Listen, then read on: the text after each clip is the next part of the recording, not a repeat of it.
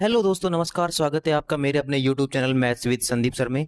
और जैसा कि हमारी जो सीरीज चल रही है एसएससी सीजीएल 2025 पीवाईक्यू सीरीज हमारी चल रही है, उसी सीरीज में मैं नेक्स्ट सीरीज फिर से लेकर आया हूं, जो कि 19 सितंबर शिफ्ट 1 वाली सीरीज है। ओके, अगर आपको इसी तरह की सीरीज का अपडेट्स चाहिए तो आप मेरे यूट्यूब चैनल को सब्सक्राइब कर सकते हो। अगर आपको वीडियो अच्छी लगती है मेरी तो आप उसे लाइक कर सकते हो और शेयर भी कर सकते हो अपने फ्रेंड्स के साथ में। अगर आपको क्लास में जो भी सॉल्यूशन हो रहा है उसकी पीडीएफ अगर आपको चाहिए तो आप मेरे टेलीग्राम चैनल को ज्वाइन कर सकते हैं। ठीक है, तो चलिए शुरू करते हैं दोस्तों। क्वेश्चन नंबर 1 से सिंप्लीफाई करना है। √9 + 4√5। तो देखो, ऐसे क्वेश्चन को सबसे पहले हम इसको ऑप्शन देखते हैं, कौन सा ऑप्शन है इसमें बेस्ट सुटेबल लग रहा है। तो यहाँ पे 9 आ रहा है, तो एक्चुअली में ये a + b का होल स्क्वायर बन रहा है। तो ये जो बन रहा है ना, ये 2 भी बन रहा है, तो ये 2 है, यहाँ पे 2 है। अगर मैं इनको सबको अलग अलग लिखूं तो देखो, ये a हो जाएगा और ये b हो जाएगा। अब a² + b² करके देखो तो ये 4 + 5 9। देखो यही आ रहा है, a² प्लस में b² मीन्स 2 + √5 का होल स्क्वायर बन रहा है ये, और उसका रूट करो भाई तो कितना आ जाएगा 2 + में √5। यही आंसर होगा। कौन सा ऑप्शन है? ये रहा, option number A is the correct answer. Next चलते हैं। ए का 25%, बी का 20% और सी का 10%। ए बी सी का रेशियो बताना है। देखो ऐसे क्वेश्चन को किस तरीके से करते हैं, शॉर्ट मेथड देखो। देखो परसेंटेज से परसेंटेज तो कैंसिल हो जाएगा सारा। ओके, अब 5, 20 और 10 बचा, इसको मैं 5 से काट लेता हूं। यहाँ कितना बचा 5, 5 को 20, 5 दूनी 10। अब ये जो वैल्यू है ना, ये ए के साथ में है 5, ए बी सी का रेशियो नहीं है, ये बी के साथ में है 2 और ये सी के साथ में है। तो इस कंडीशन में अगर हमें ए बी सी का रेशियो चाहिए तो हमें क्या करना है, शॉर्ट ट्रिक देखो इसकी। जो ए है ना, ए वाली ये वैल्यू, इस वैल्यू को हम क्या करेंगे, स्टेबल रखेंगे, इसमें कोई छिड़कानी नहीं करेंगे। बाकी की जो बची जो 2 वैल्यू है उनको मल्टीप्लाई कर देंगे, 4 × 2 8 हो जाएगा। इसी तरीका से जो बी वाली वैल्यू है इसको हम स्टेबल कर देंगे, बाकी 2 को मल्टीप्लाई करेंगे तो 10 आ जाएगा। इसी तरीके से सी को स्टेबल रखेंगे, बाकी 2 को मल्टीप्लाई करो तो कितना आ जाएगा 5 को 20। तो कितना आ गया, इसको सिंप्लीफाई अगर मैं करूं तो 2 चौको 8, 2 पंच 10 और ये आ गया 10, 4:5:10। Option number A is the correct answer. I hope आपको ये वाली ट्रिक बड़ी अच्छी लगी होगी। तो चलिए नेक्स्ट क्वेश्चन पे देखते हैं।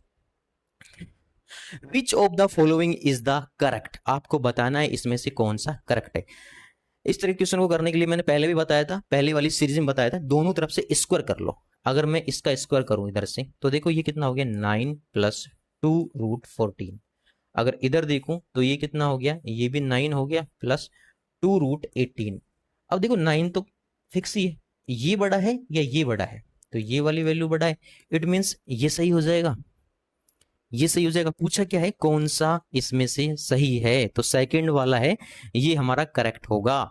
बाकी 2 हमारे इनकरेक्ट हो जाएंगे। तो second only is the correct. क्योंकि ये देखो ना, अगर ये a² किया हमने, ये b² किया, हमें पता चला कि b² बड़ा है। अगर किसी का स्क्वायर ही बड़ा है तो उसकी वैल्यू है वो भी बड़ी होगी ना। ठीक है, तो कैसी लगी ये वाली ट्रिक? आई होप आपको अच्छी लगी होगी। नेक्स्ट चलते हैं। एक लैपटॉप की कीमत कितनी है 40,000। ग्राहक को छूट दे दी 4,000 रुपए की, तो उसको कितने का पड़ा लैपटॉप? 36,000 रुपए का पड़ा भाई। 4 की तो छूट ही दे दी। अब छूट देने के बाद ग्राहक ने 20% छूट पर 1,500 रुपए का एक माउस भी खरीद लिया भाई। माउस कितने का खरीदा? 1,500 रुपए का था, लेकिन उसने बोला कि भाई 20% की छूट दे देंगे अगर खरीदोगे तो 1,500 पे 20% की छूट दिया तो कितना हो गया भाई 1,200 रुपए का हो गया। तो 1,200 का माउस खरीद लिया। अब पूछा क्या है, दोनों वस्तुओं का कितनी राशि खर्च करता है, तो 1,200 रुपए का माउस, 36,000 का लैपटॉप, कितना हो गया भाई 37,200। सी ऑप्शन करेक्ट है। नेक्स्ट चलते हैं। 2 पाइपें और भी टैंक को 18 और 24 मिनट में भर सकते हैं। दोनों को 6 मिनट के लिए एक साथ खोलने के बाद क्या होता है वो बाद में देखते हैं। देखो ए 18 मिनट में भर सकता है और बी भाई बी 24 मिनट में भर सकता है। ये और नो? अब अगर मैं टोटल वर्क देखूं, टोटल वर्क तो कितना आ गया 72। तो ए की एफिशिएंसी आ गई 4 और बी की एफिशिएंसी आ गई 3। यही हो रहा है।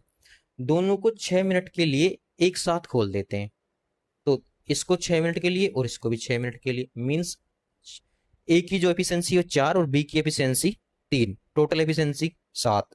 अब इन 7 वाली एफिशिएंसी 6 मिनट के लिए खुलेंगे तो 42 भर देंगे। 42 तो भर दिए, किसने भरा 42? ए और बी को 6 मिनट के लिए खोल दिया था, इसलिए भरा गया। ओके, अब टोटल वर्क हमारा 72 था, 42 तो काम हमारा हो गया, तो बचा कितना? ये हमारा रिमेनिंग वर्क बचा, आर डब्ल्यू, रिमेनिंग वर्क बचा ये हमारा 30। अब क्या कर रहे हैं, पाइप ए की दर आधी हो गई। पाइप ए की दर पहले कितनी थी? 4 थी। अब ए की दर कितनी हो गई भाई? अब हो गई ए की दर 2। और बी की दर दुगनी हो गई। बी की दर पहले कितनी थी?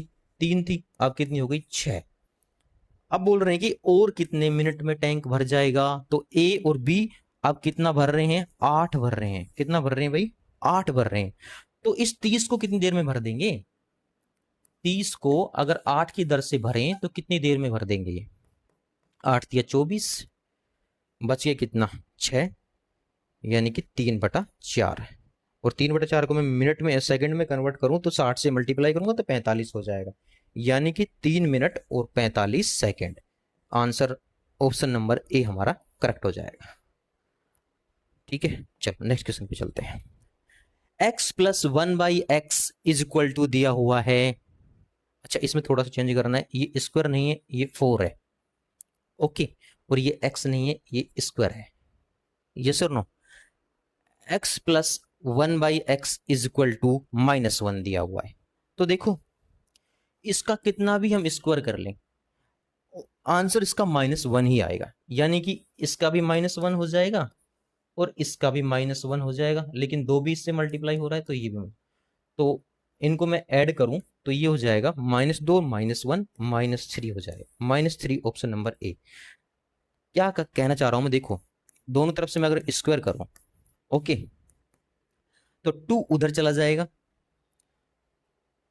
+2, तो वापस से इसकी वैल्यू -1 आ जाएगी। एक बार इसका फिर से अगर मैं स्क्वायर करूं तो वापस से इसकी वैल्यू -1 ही आ जाएगी, -1 ही रहेगी इसकी वैल्यू। ओके, तो बस हमें तो ये वैल्यू यहाँ पे पुट की है मैंने और आंसर आ गया हमारा -3।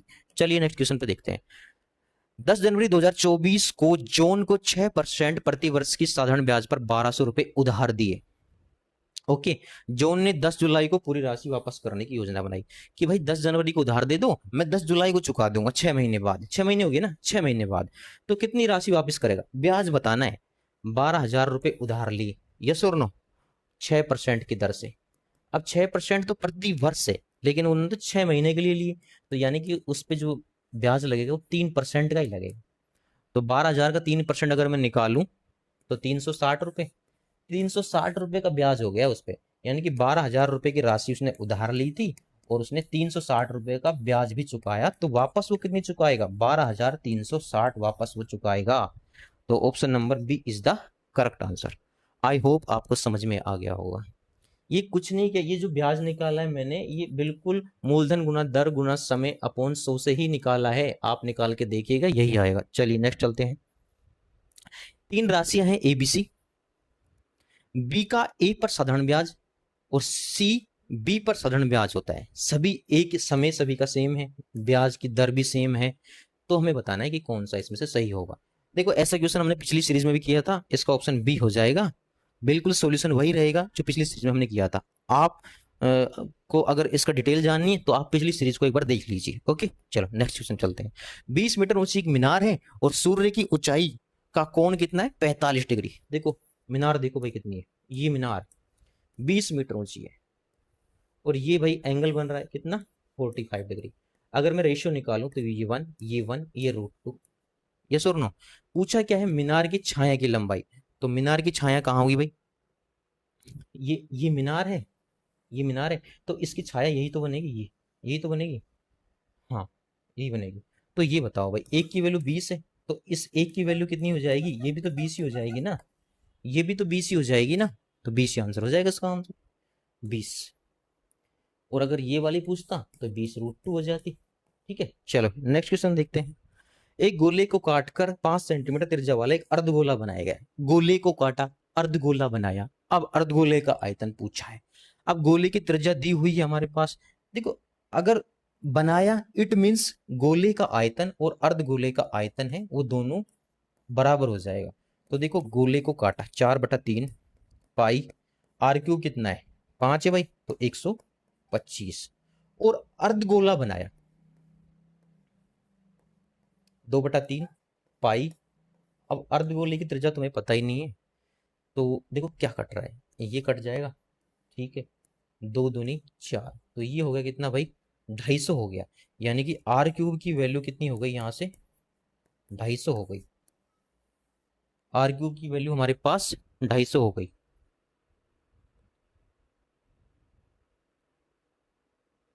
अर्धगोला बनाया, ओके, ठीक है, थोड़ा सा ये थोड़ा सा मिस्टेक हो गया यहाँ पे। इन्होंने बोला कि 5 सेंटीमीटर त्रिज्या का ही अर्धगोला बनाया है, तो त्रिज्या 5 सेंटीमीटर दी हुई है, तो अर्धगोले का आयतन बताना है, सिंपल है भाई। ये तो 5 का क्यूब कितना हो गया भाई 150, 125 हो गया, 125 मल्टीप्लाई 2 हो गया 250, 250/3, ओके, और यहाँ पाई भी आ जाएगा। तो देखो कौन सा ऑप्शन सही हो जाएगा इसमें, इसमें हो जाएगा ऑप्शन नंबर सी। यही तो बोला, एक गोले को काटकर 5 सेंटीमीटर त्रिज्या वाला एक अर्धगोला बनाया गया, तो अर्धगोले का आयतन पूछा है। Hemisphere of the radius 5 centimetre is called from the sphere, what is the volume of the hemisphere. हमें तो बस हेमिस्फीयर का वॉल्यूम बताना है, तो 250 पाई/3। नेक्स्ट क्वेश्चन देखते हैं भाई। एक ठोस गोला एक घन के भीतर है, एक घन है और घन के भीतर एक ठोस गोला बनाया है, यस और नो। घन के भीतर ठोस गोला बनाया है, पूछा है कि घन की सभी 6 सतहों को स्पर्श करता है और घन के आयतन का कितना % भाग गोले द्वारा नहीं घेरा गया। तो दोनों का एक बार आयतन देखते हैं। घन का आयतन कितना हो जाएगा, सपोज करो साइड को हम ए मान लेते हैं, तो जो क्यूब है उसका तो वॉल्यूम हो जाएगा, वो हो जाएगा ए क्यूब।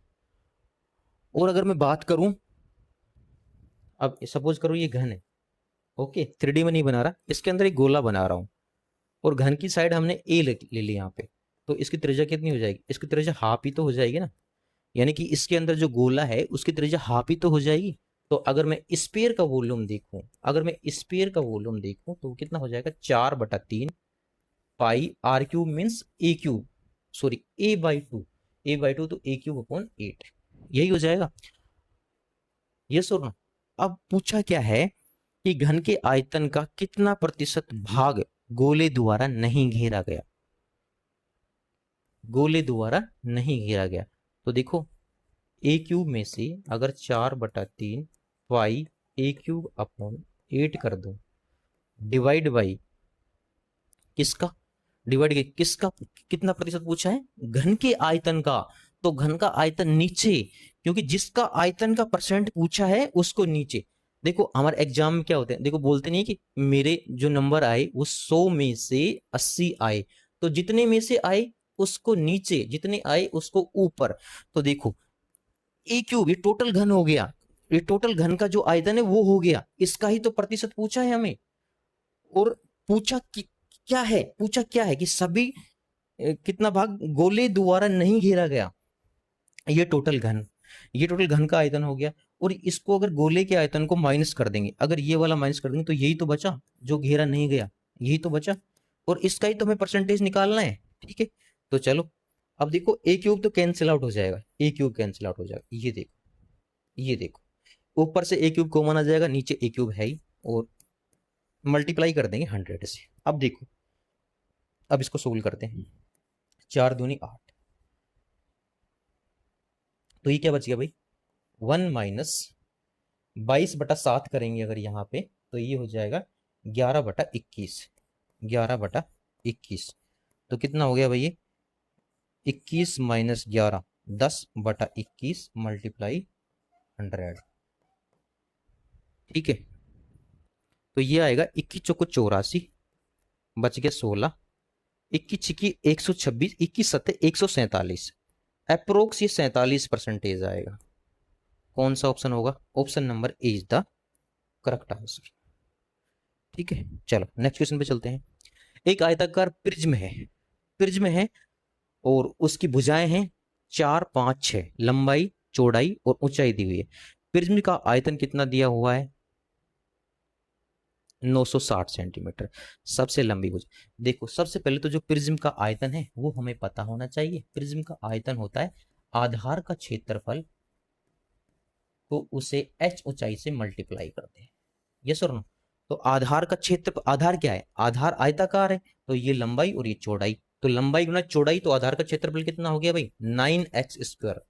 लंबाई तो 4x दी हुई है ना क्वेश्चन में, और चौड़ाई 5x दी हुई है, इन दोनों को मल्टीप्लाई कर दिया, इनटू ऊंचाई कितनी है 6, तो ऊंचाई है यहाँ पे 6x, और ये आयतन दिया कितना हुआ है 960, 960 ही दिया हुआ है।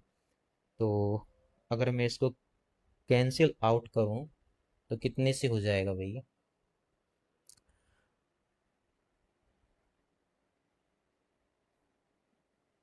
6 से कट रहा है ये, 6 कम 6, यस 160।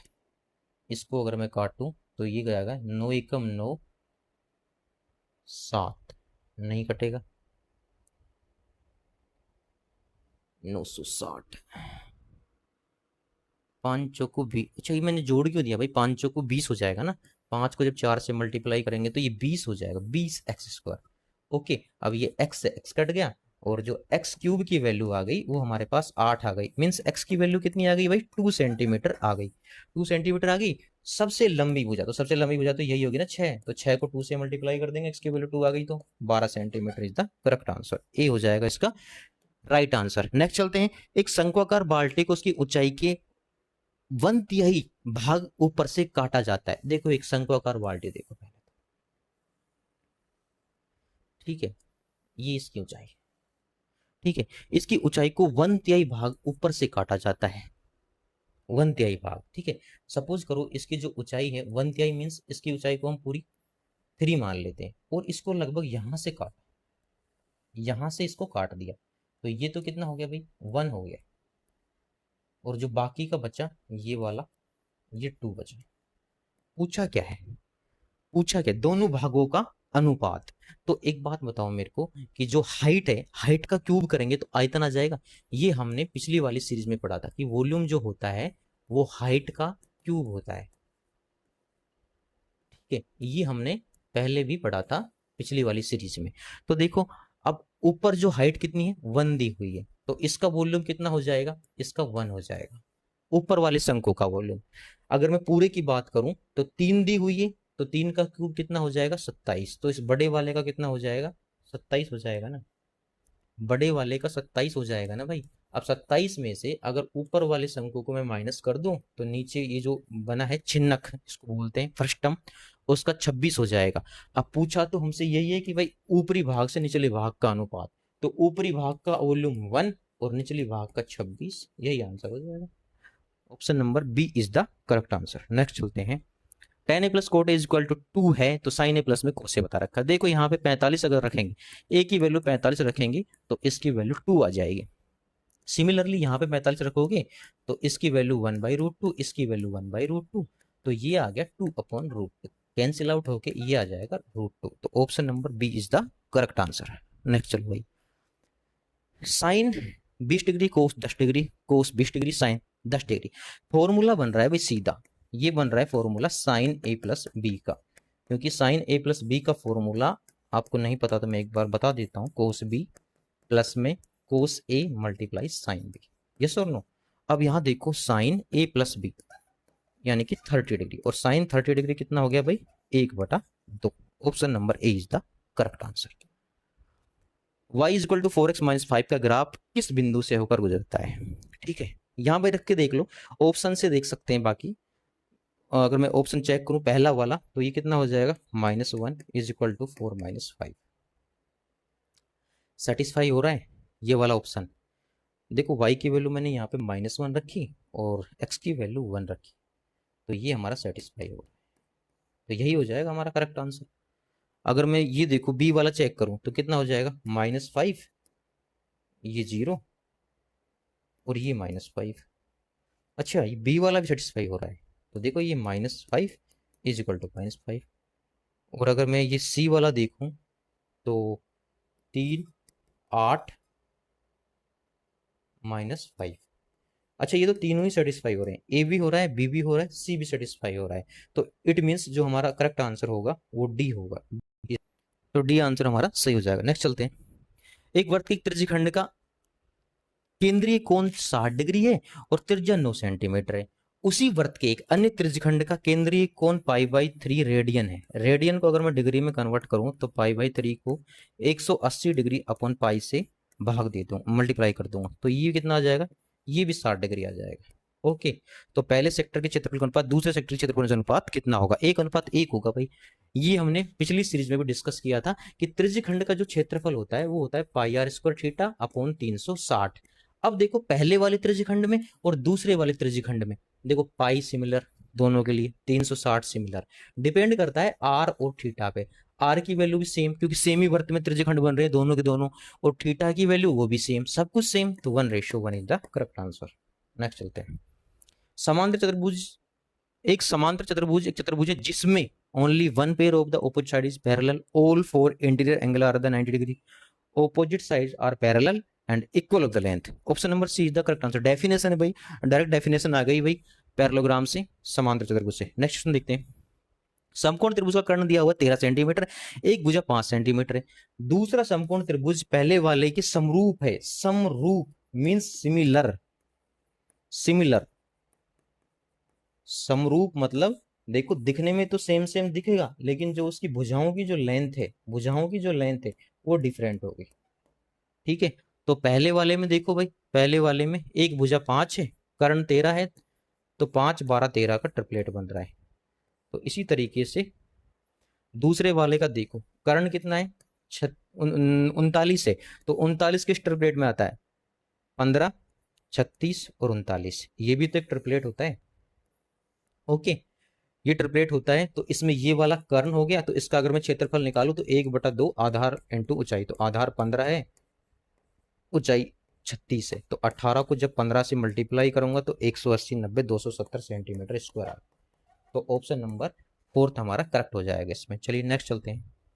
चतुर्भुज एबीसीडी में रेखाखंड बीडी एक विकर्ण है, A B is equal to C D है, और ए बी डी बना लेते हैं। एक चतुर्भुज है भाई ए बी सी डी, देखो चतुर्भुज है यहाँ पे ए बी सी और डी। अब a B is equal to C D है, A B is equal to C d ये बता रखा है, और ए बी डी और सी डी बी, तो ए बी और डी ये वाला एंगल भाई, ये वाला एंगल ए बी डी और C D B, C D B ये वाला एंगल बराबर है। तो देखो इस त्रिभुज को और इस त्रिभुज को देखो भाई, एक भुजा बराबर है देखो, और दूसरी भुजा कॉमन है दोनों में, तो दो भुजा बराबर हो गई और एक एंगल बराबर हो गया। देखो तो दो भुजा बराबर हो गई, एक एंगल बराबर हो गया, तो दोनों त्रिभुज भाई सर्वांगसम होंगे, लेकिन किस नियम से होंगे, किस नियम से होंगे, दो भुजा बराबर है, यानी कि SAS साइड एंगल साइड। चलिए नेक्स्ट क्वेश्चन पे, चलो भाई इसको सिंपलीफाई करो। तो सिंपलीफाई करने बैठेंगे तो बहुत ज़्यादा टाइम लगने वाला है इसमें, तो इसको देखते हैं शॉर्ट ट्रिक से। इसमें डिजिटल सम लगाते हैं हम, 7 और 2 9, ये 0 हो गया। एक का क्यूब करेंगे तो 1 आ जाएगा, यहाँ 2 का क्यूब करेंगे तो 8 आ जाएगा, और यहाँ पे करेंगे 6 2 8 4 12 3, ये 3 आ गया। तो भाई 4 माइनस में 8, तो कितना आ गया इसका डिजिटल सम, -4 आ गया। अगर मैं इसके डिजिटल सम की बात करूं तो देखो 6 और 3 9 हो गया, तो इसका डिजिटल सम कितना आ गया -4। इसका मतलब ऑप्शन बी हमारा करेक्ट हो जाएगा। अगर मैं इसका भी चेक करके बताऊं तो ये वाला देखो भाई, 8 और 2 10, तो इसका 1 हो जाएगा, 1 और 6 7, ये -7 हो जाएगा, तो ये तो हो ही नहीं सकता। इसका 1 हो रहा है, ये भी नहीं हो सकता, तो एक ही ऑप्शन होगा, बी ऑप्शन हमारा करेक्ट हो जाएगा। Sine x is equal to 3/5 है, सिंपल ये एक ट्राइंगल बनाते हैं, समकोण त्रिभुज बनाते हैं जिसमें लंब 3 है, कर्ण 5 है, तो ये 4 हो जाएगा ट्रिपलेट से। अब क्या है, बस वैल्यू रख दो tan x की। tan x कितना हो जाएगा भाई, tan x ये तो हो जाएगा 3/4, तो 3/4 अपॉन 1 माइनस में 3/4। अगर इसको मैं सोल्व करूं तो ये हो जाएगा 7/4, और ये हो जाएगा भाई 1/4, 4 से 4 कैंसिल आउट, 7 हमारा आंसर हो जाएगा। Option number B is the correct answer. Next चलते हैं।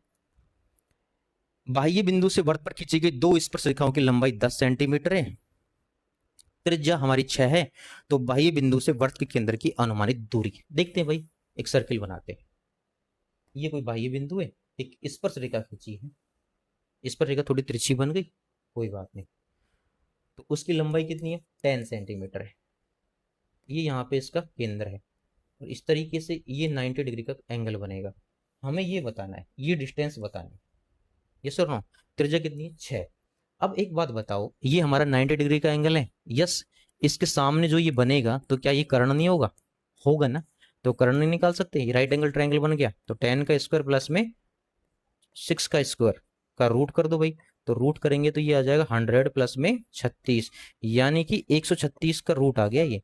अगर 144 होता तो आंसर हमारा 12 हो जाता, लेकिन और 121 होता तो 11 हो जाता। तो 11 से थोड़ा सा बड़ा होगा, ऑलमोस्ट ऑलमोस्ट 11 ही होगा ये, 11 से थोड़ा सा बड़ा जाएगा।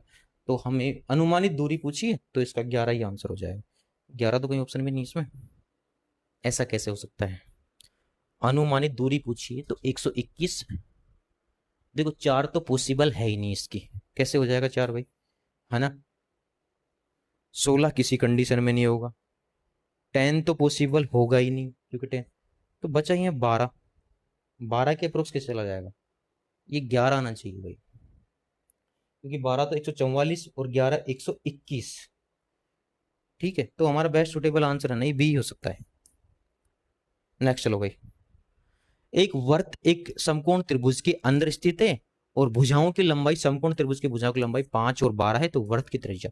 जब भी समकोण त्रिभुज के अंदर कोई वर्त बनाया जाता है और उसकी त्रिज्या अगर आपसे पूछ ले तो देखो इसका फॉर्मूला होता है P plus B minus H upon 2, perpendicular plus base minus hypotenuse upon. अब एक बात बताओ भाई, 5 और 12 दी हुई है तो किसका हाइपोटेनिस 13 नहीं हो जाएगा ट्रिपलेट से? यस और नो? बस अब हमें कुछ नहीं करना, फॉर्मूले में रखना है और आंसर हमारा आ जाएगा। 17 में से 13 गए तो 4, 4 को जब 2 से डिवाइड करेंगे तो 2 सेंटीमीटर हमारा आंसर हो जाएगा। तो दो, option number A is the correct answer. चलिए नेक्स्ट क्वेश्चन पे, और हमारा लास्ट क्वेश्चन है, तो इसको सोल्व करते हैं। तो अगर ऊपर देखा जाए तो देखो a plus B plus C is equal to 0 बन रहा है, यस और नो भाई? ये हमारा 0 बन रहा है। अगर ये हमारा 0 बन रहा है तो ऊपर क्या हो जाएगा? 3abc हो जाएगा, और नीचे भी 3abc दिया हुआ है ऑलरेडी, है ना। कोई पॉइंट का डिफरेंस तो नहीं है, पॉइंट एक के बाद है, एक के बाद है, एक के बाद है, यहाँ भी एक के बाद है, एक के बाद है, एक के बाद सिमिलर है भाई, आंसर हो जाएगा इसका 1। तो option number C is the correct answer. तो देखो हमने सभी क्वेश्चनों को बेहतरीन सॉल्यूशन कराए। अगर आपको इसी तरीके के और भी सॉल्यूशन देखने हैं और भी आगे सीरीज में प्रैक्टिस करनी है, कंटिन्यू प्रैक्टिस करनी है, तो जुड़ जाइए आप मेरे अपने यूट्यूब चैनल से और सब्सक्राइब कर लीजिए मेरा चैनल। तो ठीक है दोस्तों, नमस्कार, थैंक यू।